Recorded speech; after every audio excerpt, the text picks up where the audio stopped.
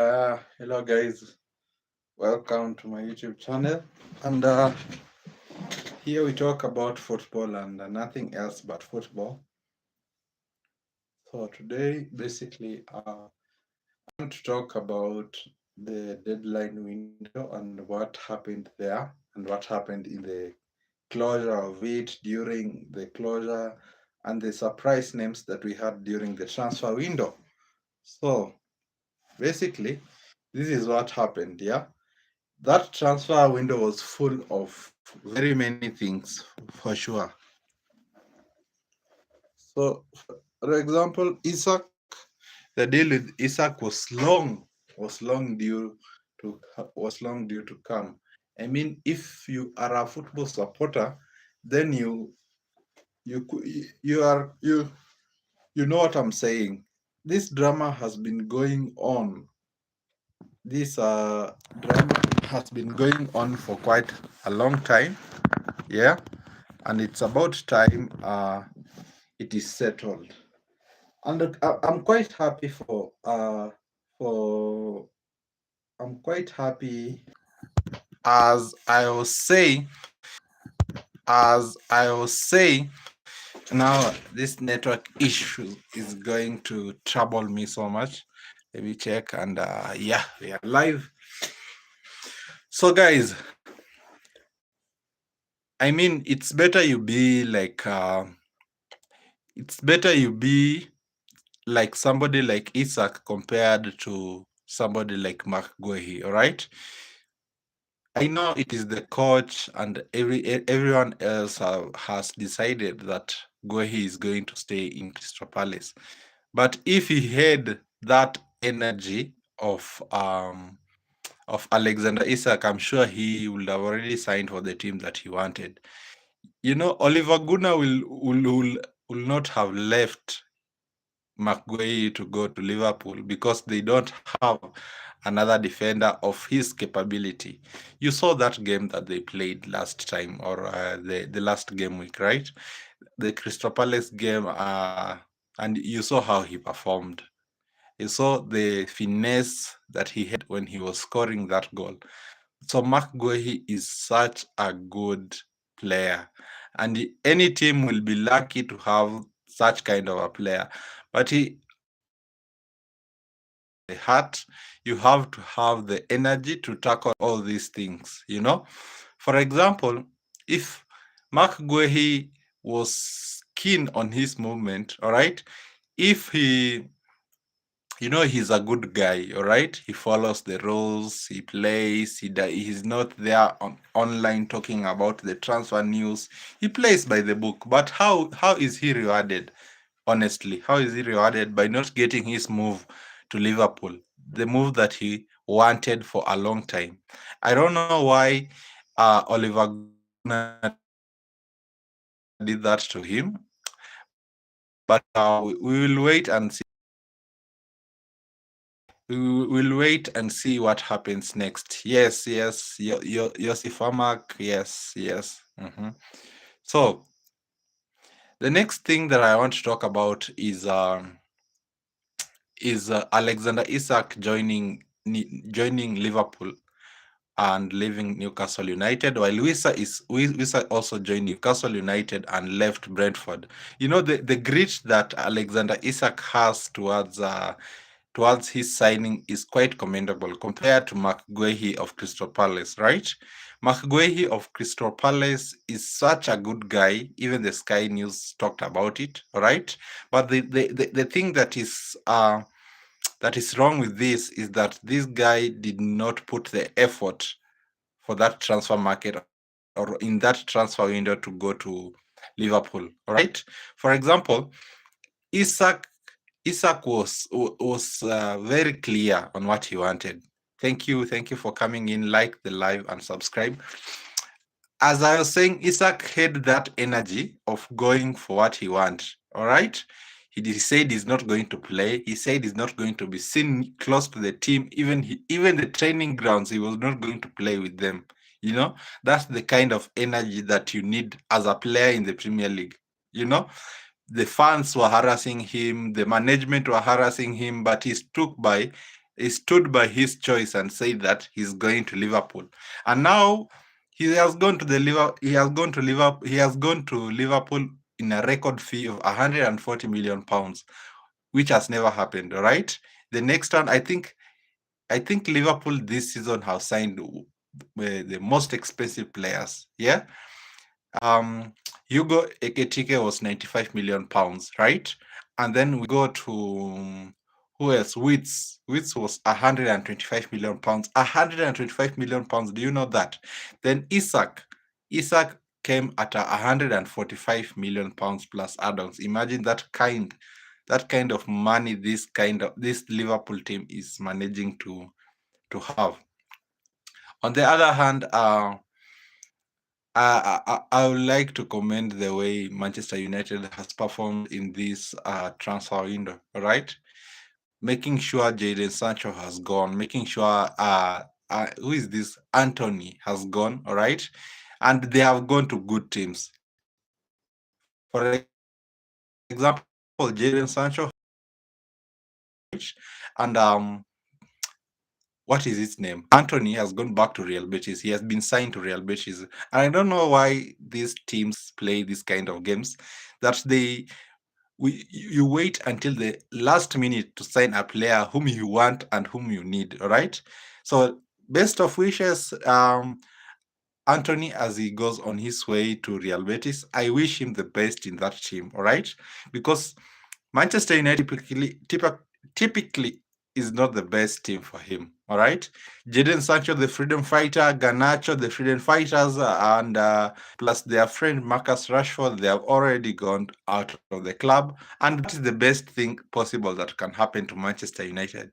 If you think anything else apart from that, then you have not seen what these players have done to this club, demoralizing players. There's the place where they play or the changing rooms had been infiltrated with very many things. They were also controlling the coach. They can even get coaches sacked and whatnot. So Jadon Sancho has gone on a loan. Marcus Rashford has also gone on a loan, and that is good. That is very is Grealish. The movement of Grealish to Everton is quite interesting because on one hand, it seemed like why would Pep Guardiola leave, or why will Pep Guardiola sell Grealish to or take him for a loan to Everton? But I get now why he did that, because right now the main man in Everton is Grealish, and let us wait for after the international break. Let us wait what will happen and how they will play, how things will play out in Everton. Yeah, the guy has 2 assists for heaven's sake. He has 2 assists in this first half of the game week. All right, and that's a good thing that I commend Pep Guardiola for taking him there. But even for himself, Pep Guardiola played Grealish in the numbers in a place where he was not used to, and that's why he's performing in Everton the way he wants. He's beating the defenders, he's beating the players, and he's playing one of the best footballs that we've had in the Premier League. All right. Hello, my guy. How are you doing? Johnny, thank you for joining the live. Like and subscribe, and let us continue. So the Premier League is quite a number. It talks about the Premier League is something else. You hear on one hand, Brentford is willing to sell Wisa to Newcastle United, while on the other hand, Newcastle United did not want to let Isak go, which is weird. Yeah, thank you for the likes and yes, okay. So the deal that Isak made to go to Liverpool is quite interesting. Did you see the interview the first interview that he had when he reached Liverpool, and they asked him what is his aspiration as a player in the Liverpool team? Do you know what he said?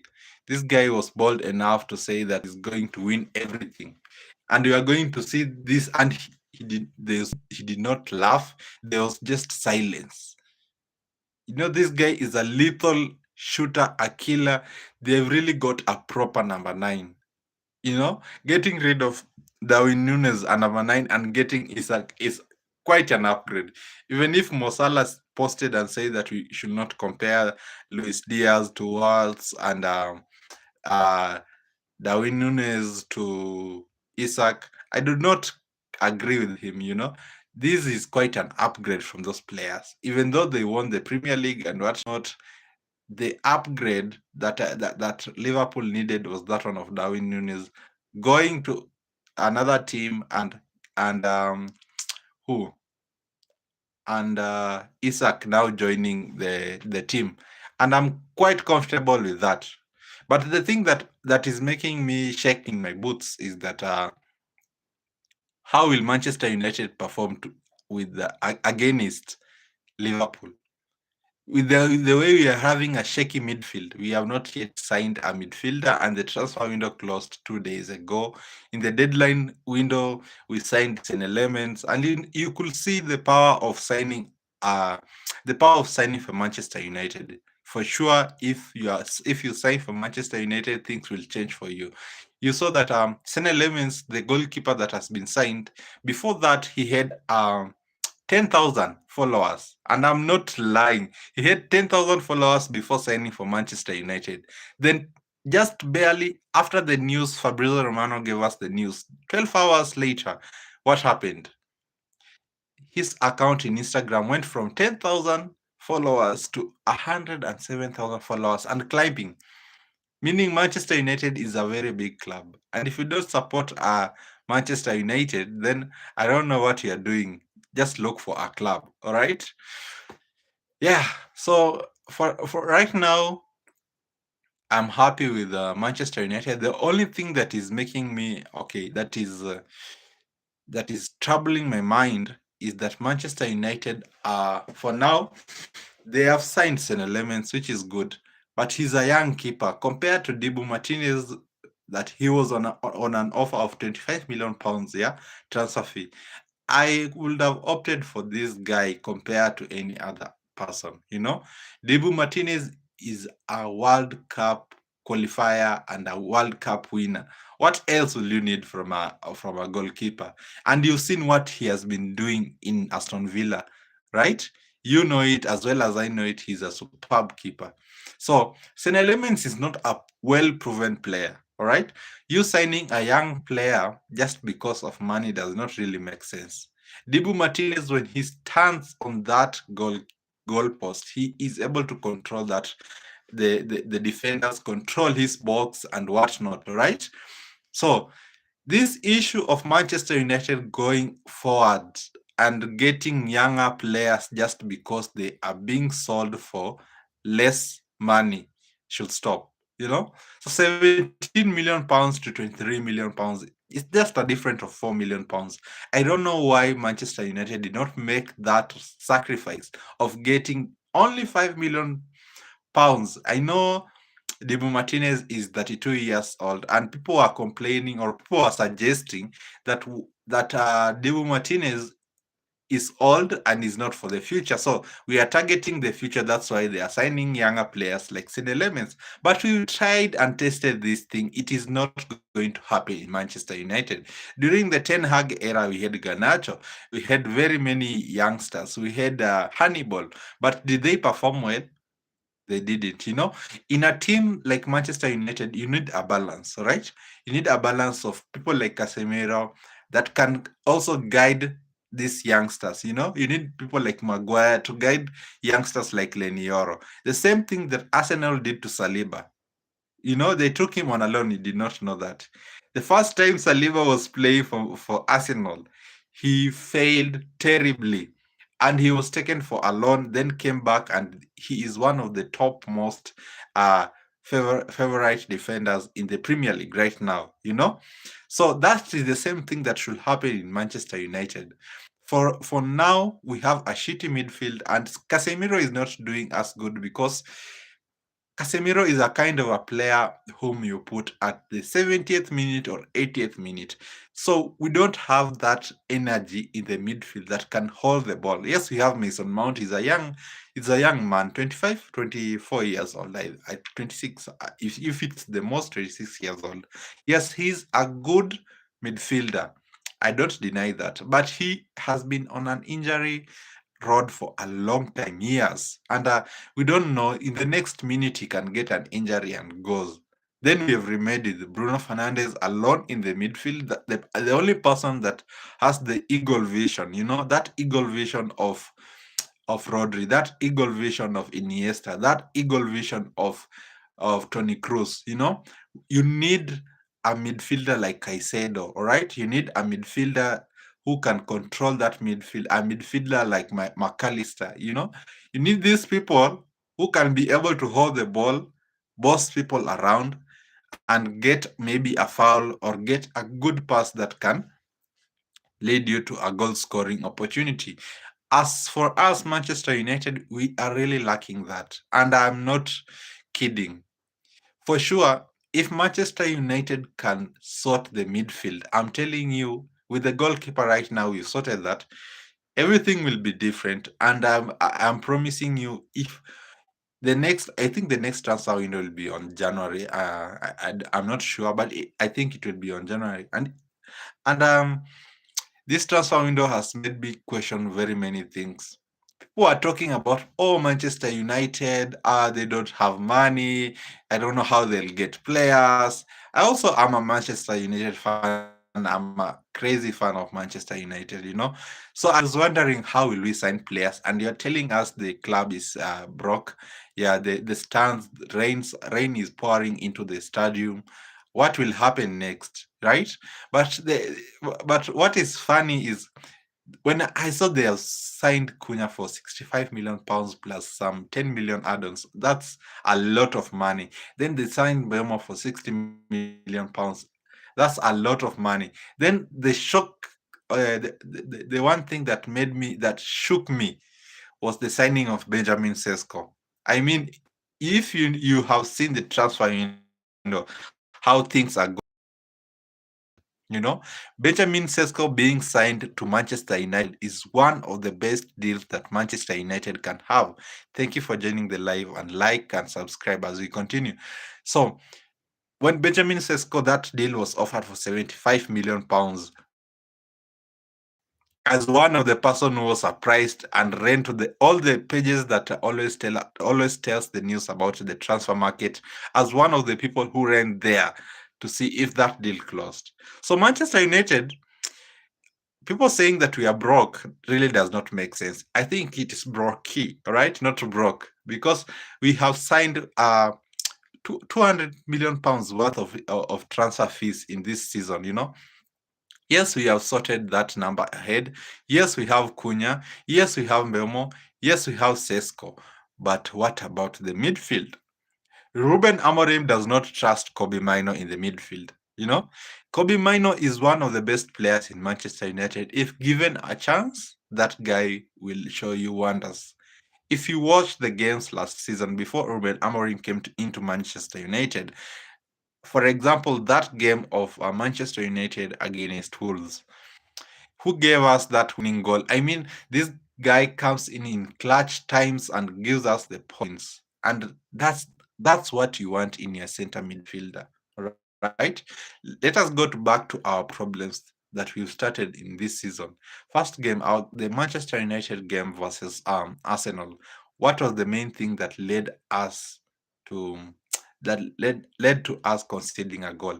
It was a corner conceded by who considered that corner? Who led that corner to be Bruno Fernandes? Bruno Fernandes is a midfielder who needs another midfielder like Baleba. Is a midfielder who needs somebody who can support him.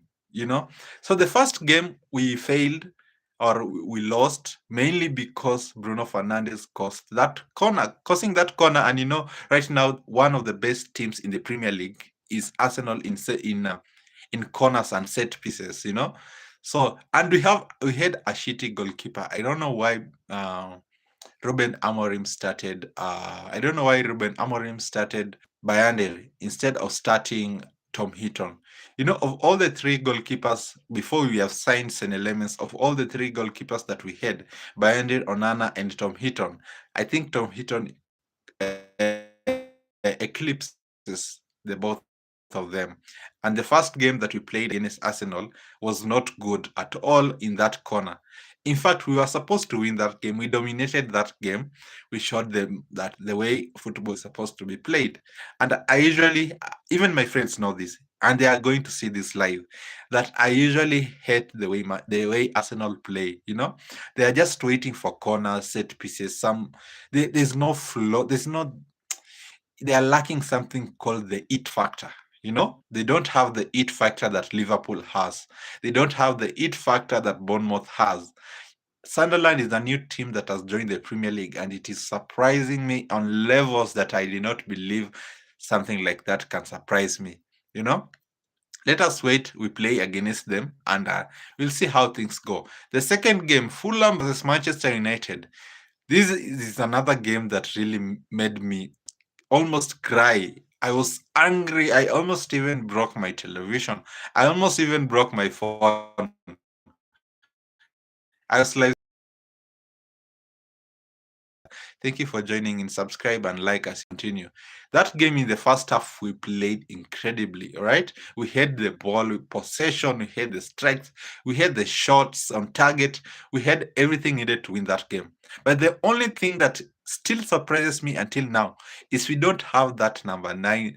Not that we have him, but Ruben Amorim has decided that we cannot play him. That game, Benjamin Sesko did not start. That's the weird thing. And to make the matters worse, Amad Diallo missed an open goal. How can you miss? They have brought you food on the table and you pretend you're not seeing it. That's what Amad did. He missed that assist from Belmo. He missed that goal, and that really made us suffer in the second half. In a football match, you'll not dominate 100%. A football match is like the waves in the ocean, right? Sometimes they come very hard. Sometimes they go low. Sometimes the tides are high, tides are low. Haitiano, Kelvin Mercedes. All right. Hi. How are you? Thank you for joining the live. Like, subscribe, and follow. So I'm talking about Fulham versus Manchester United. The second half was brutal for us. I mean, the midfield was distorted. The players were distorted. I don't know what was happening or what was going on in that team during that second half.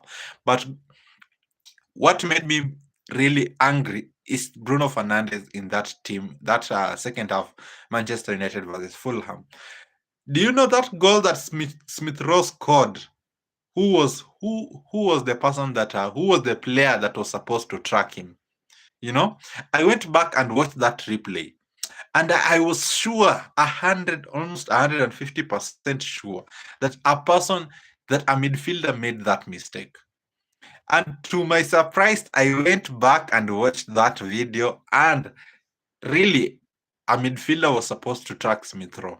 Guess who did not track Smith Rowe? Bruno Fernandes. Cost us a corner, led to a goal. Arsenal won. Second game, we got a penalty in the first half. He scored or he hit the ball out, right?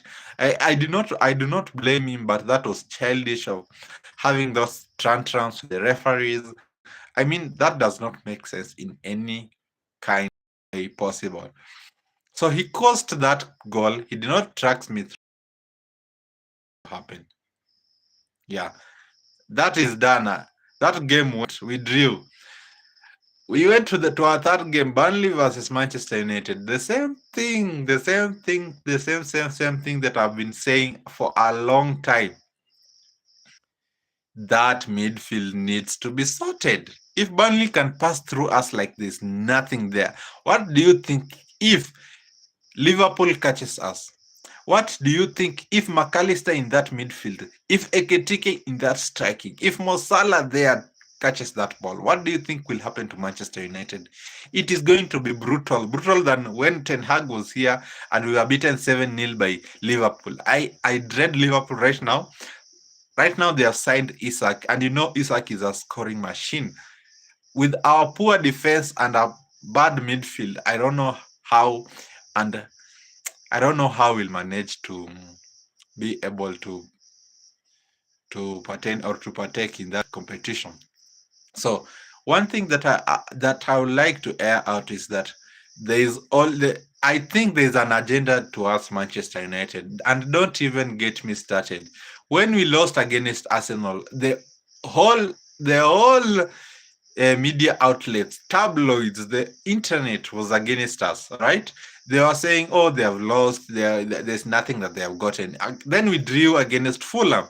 Oh, sacked and Hag, that's not the team.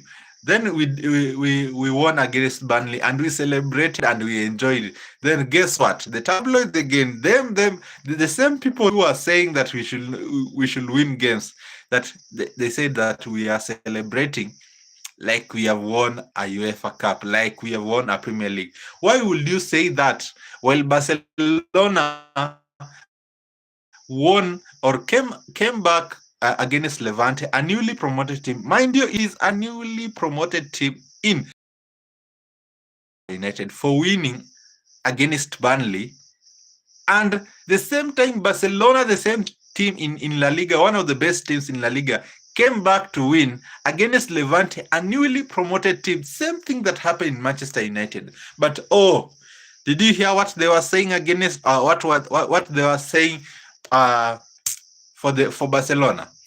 Or Barcelona, we want to identify the brilliance and the magnificent Hansi Flick. How did he manage to get that comeback? You know, that we need to identify that brilliance. Janet Hamisi. Hi, how are you? Welcome, Janet. How are you doing? Yes, we're talking about football. Welcome. So, if you're going against Manchester United in that kind of way, then take that energy towards Barcelona, the same thing that happened to them. But no, you'll not hear that. There will be always the tabloids, internet, social media, even people right now will always talk ill about Manchester United without any context. You remember that game that we were playing against Grimsby, right? We were 2-0 down. But Ruben Amorim took out his tactic board and made some moves. Then we got a 2-2 draw, right? Did you see how the tabloid took to that? Oh, Ruben Amorim took his tabloid, they made memes, they joked about our manager, they really did him dirty. But when Arne Slot made that substitution of Federico Chiesa when he went in and scored that winning goal for Liverpool, it was nowhere in the Premier League.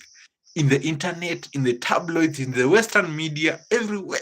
Nobody was talking about that. But when Ruben Amorim touches his tactic box,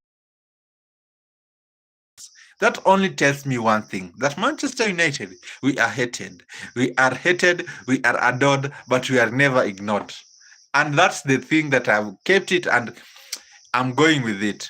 Because there are very many things that are happening. This agenda that has been propagated against Manchester United is one of a kind, and it needs to be studied.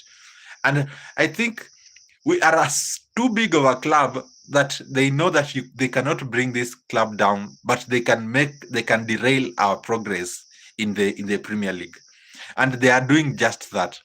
How comes a Carabao Cup? A Carabao Cup, for heaven's sake, we are being beaten by Grimsby Town, a team that nobody even knew that it existed. I know we have fans from there, but I did not know a team like Grimsby Town existed in the football team. But it beat Manchester United. I know the case is still going on that Grimsby signed a player a minute after the deadline, so he was an ineligible player to play in that competition. But I don't care. If Man City was there, they could have washed them. If Liverpool played, they could have finished them. If Chelsea, they could have done the worst with them. Why will Manchester United struggle? It's like we were struggling. It was like we are playing against Inter Milan in the finals of the Champions League, or we are playing against Real Madrid or in the Champions League final, and we are just playing a Carabao round one. Oh my God! And we have not even yet settled in the new season, and we've already been kicked out of a cup.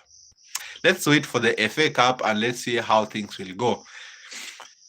One thing that I'm sure, and one thing that I'll clearly say here, right now we are number 9 in the Premier League. Yeah. Last time we finished number 15, the worst position Manchester United has finished in the history since the inception of Manchester United. That's the worst time, the worst position they have ever been. They have ever been at, and I was very angry because all my friends, I have friends from Liverpool, I have friends from Chelsea. They were on my throat telling me things that we are not going to come back.